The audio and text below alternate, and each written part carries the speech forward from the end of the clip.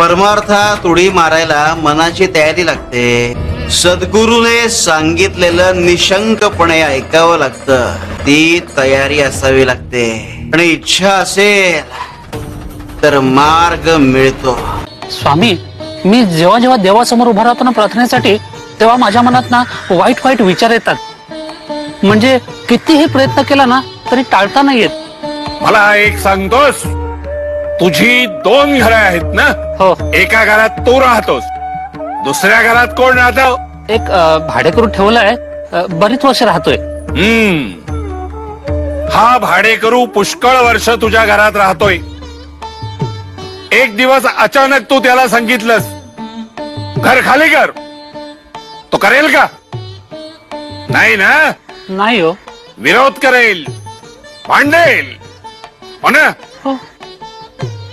तसंच आहे.